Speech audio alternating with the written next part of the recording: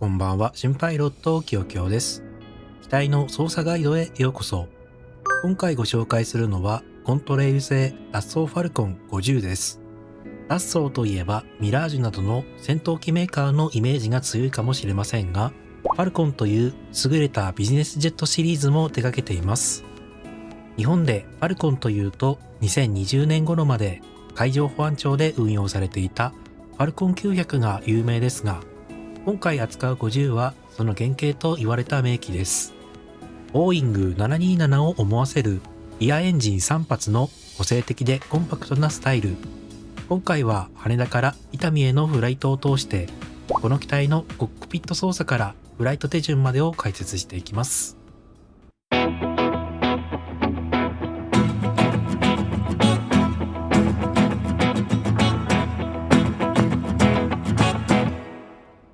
現在、東京国際空港のスポットに駐機しています。目の前にあるのが今回の主役、ファルコン50です。全長 18.5 メートルの小柄なボディに、ギャレット製のターボファンエンジンが3機搭載されています。このエンジンは逆噴射に対応しており、2番の中央エンジンのバケットドアが閉まるギミックも再現されています。もちろんカーゴドアも開閉可能です。では、ドアを開けてコックピットへ入ってみましょう。こちらがファルコン50のコックピットです。兵器類はプライマリーフライトディスプレイ、ナビゲーションディスプレイ、ガーミン製の GPS、ハネウェル製のフライトマネジメントシステムである GNS-XLS を除き、ほぼ全てが重厚なアナログの計器です。3発機ということもあり、パネル全体にぎっしりと計器が詰まっています。オートスロットルは一応対応しています。このゲームで再現された機体の場合、画面内の隠しネジを押すことで動作します。オーバーヘッドパネルも小型機とは思えないほどスイッチや警告灯が充実しています。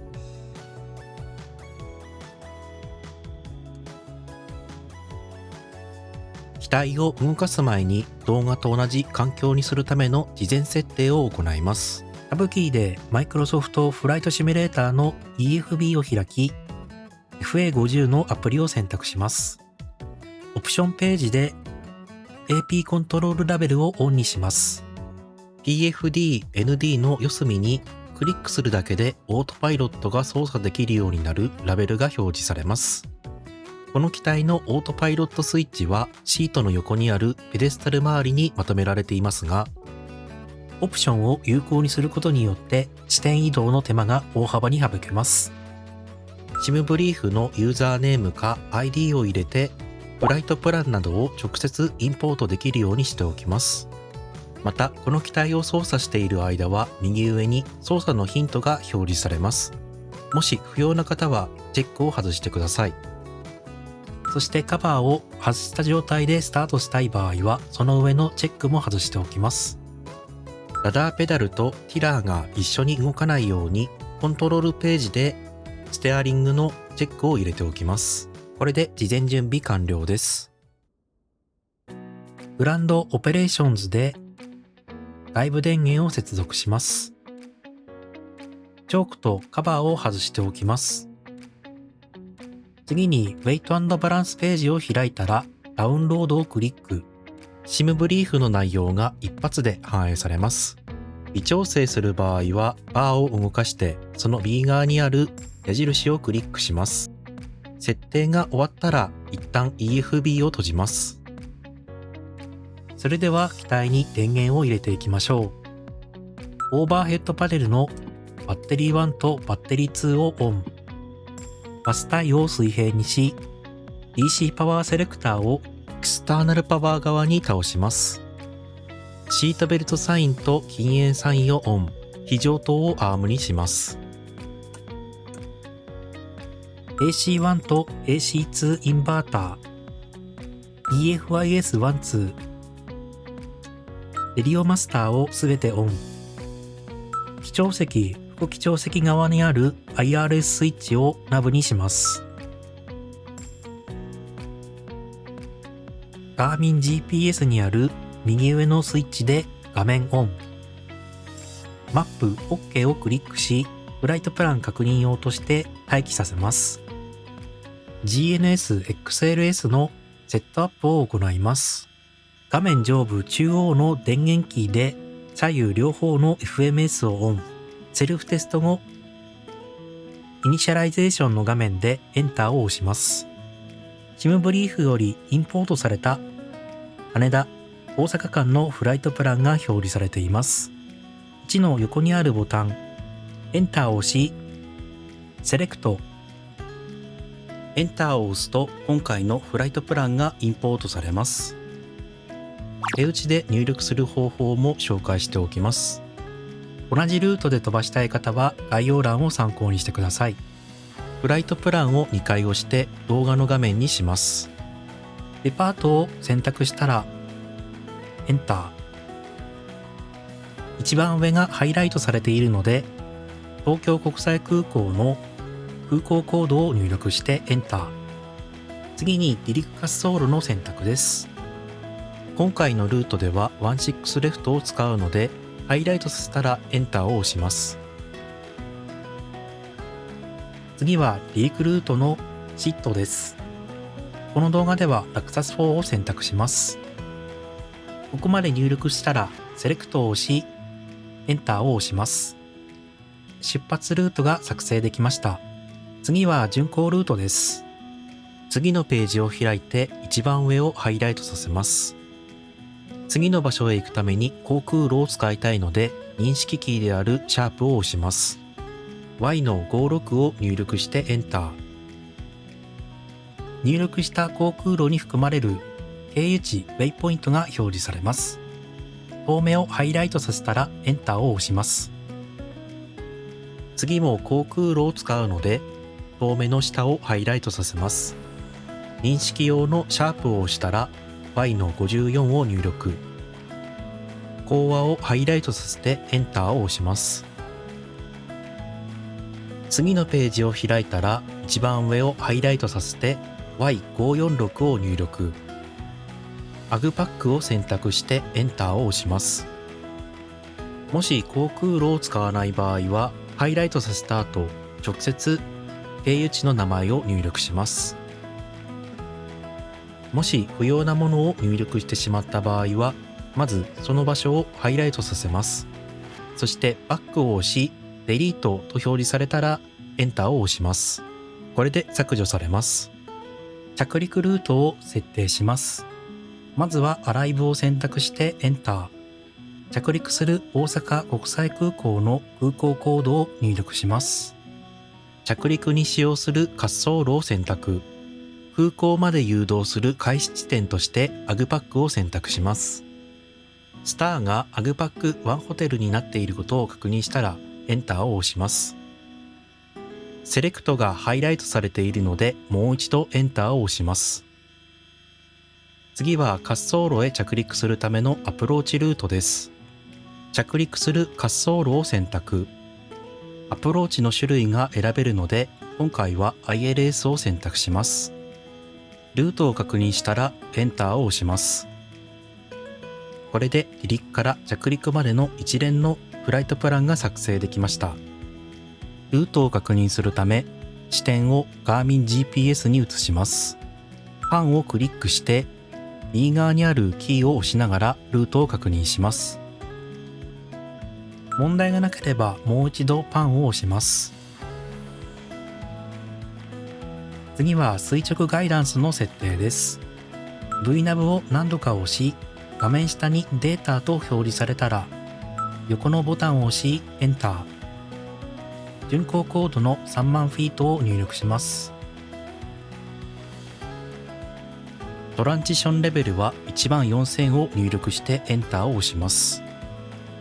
再び VNAV キーを押してコード制限を確認します。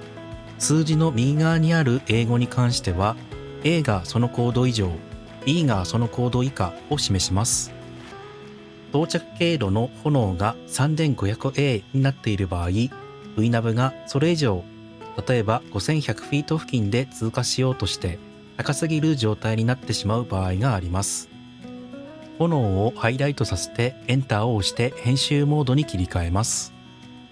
コードをハイライトさせたら3500を入力して上書きします。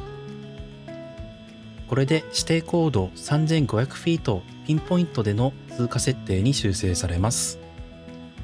確認できたら VNav キーでホームに戻ります。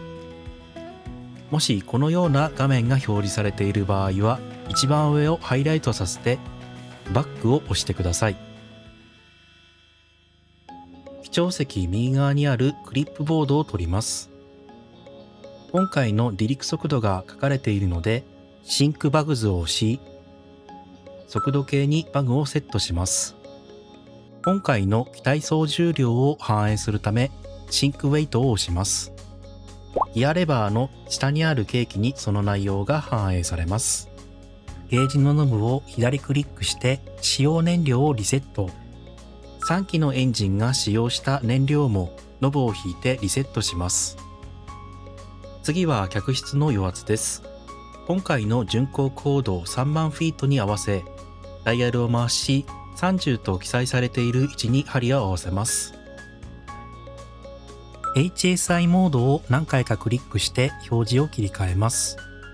コースを何度か押し、画面左中央に緑色で FMS と表示させます。これを行わないと LNAV でプランに沿って飛行してくれません。スタンバイ計器を使えるようにします。カンマキーを押して気圧をセット。スコープコードをセットします。APU をスタートさせます。まずはマスタースイッチをオン。続いて発電機とスタートボタンを押します。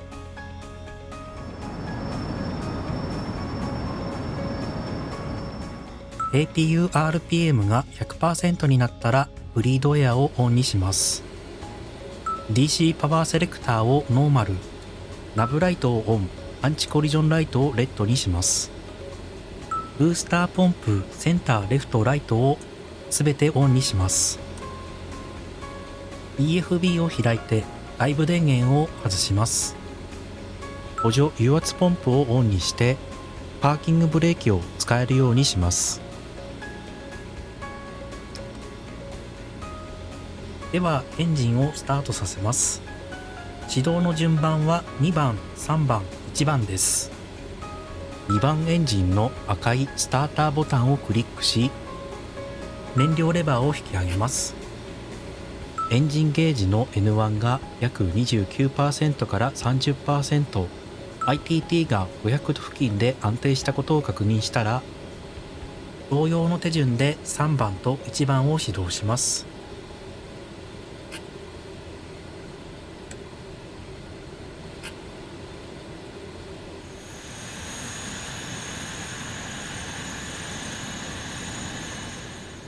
全エンジンが安定したら APU パネルのストップを押し、ブリードエアと発電機をオフにします。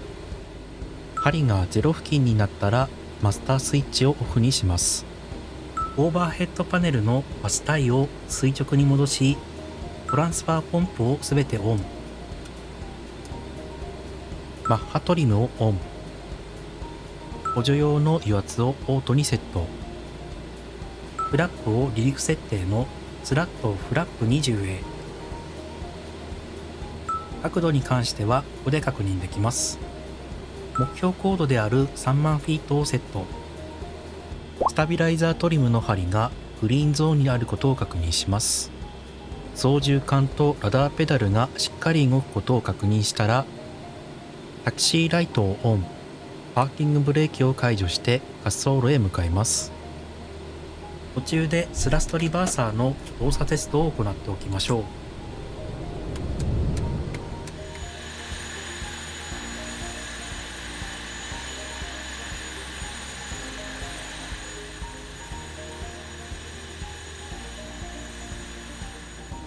離陸の最終準備を進めます。イグニッションをエアスタート。アンチコリジョンライトをオール。ランディングライトをオン。気筒ヒートをオンにします。ウェザーレーダーをオンにします。トランスポンダーを TARA にします。滑走路の安全が確認できたので進入します。滑走路と一直線上になったらヘディングを押して現在の方位にバグを合わせます。オートパイロットのヘディングボタンを押し、画面にヘディングピッチが点滅していることを確認します。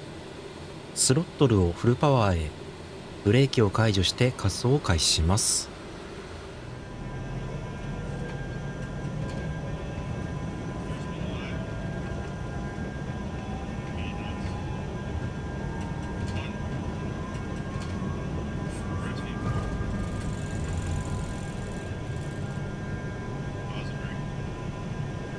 ギアアップ。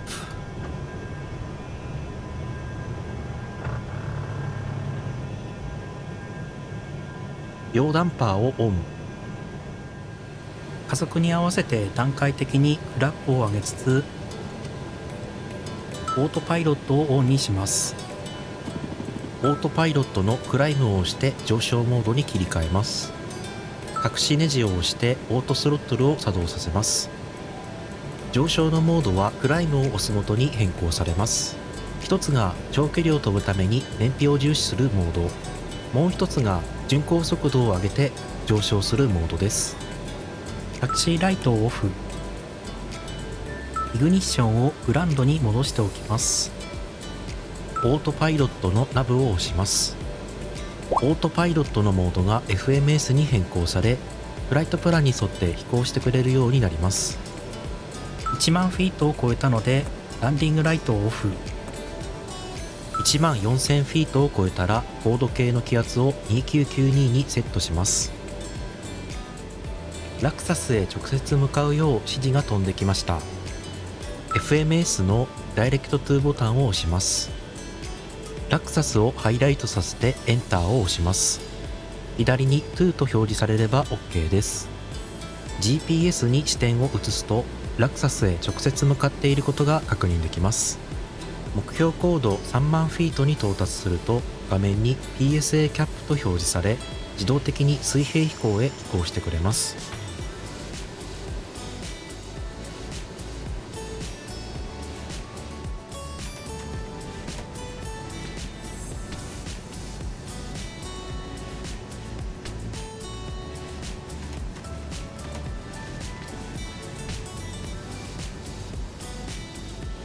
VNAV を押して降下するタイミングを確認します。あと残り12ノーティカルマイルということで、もう準備を始めた方が良さそうです。大阪のスターの最終制限高度である3500フィートをオートパイロットの目標高度にセットします。オートパイロットの VNAV を押します。あとはこのまま待てばトップオブディセントで自動的に降下してくれます。ナブ1に ILS 周波数である 110.1 をセットします。1万4000フィートを通過したらカンマキーを押して高度計の気圧をセットします。グリップボードを取り出してアプローチ用の速度を確認します。シンクバグズを押して速度計に白いバグをセットします。1万フィートになったらオートスロットルを解除、レバーを手前に引いて250ノットまで減速させます。速度が下がりにくい場合はスピードブレーキを手前に引きます。ランディングライトとタクシーライトをオンにします。イグニッションをエアスタート側に倒します。現在飛んでいる方位にヘディングのバグをセット。オートパイロットのヘディングを押します。コースをナブ1に変更します。200ノットまで減速できたらスラットフラップレバーをスラット位置に。ファイナルに近づいたのでオートパイロットのアプローチを押します。 PFD にローカライザーとグライドスロープを示す緑色の矢印が表示されています。190ノットまで減速できたらフラップを20に。 ILS を受信したのでオートパイロットのモードがロック GS に変わりました。着陸復興高度5000フィートをセットします。フラップをフル、エアダウンします。アプローチ速度119ノットで進入します。黒いボタンを押してオートパイロットを解除。両ダンパーを解除しマニュアル操作に切り替えます。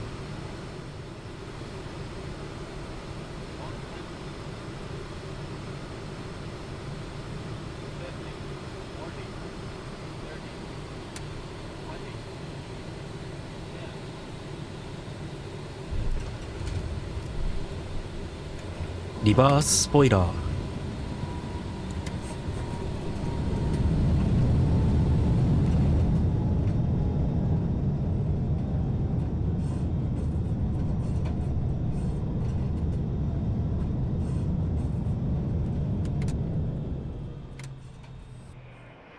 以上、コントレール製ラッソーファルコン50の紹介でした。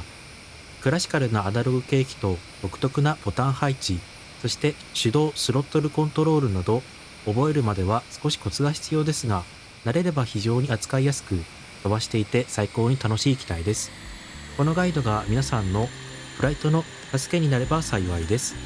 最後までご視聴くださりありがとうございました。また次回の動画でお会いしましょう。良いフライトを。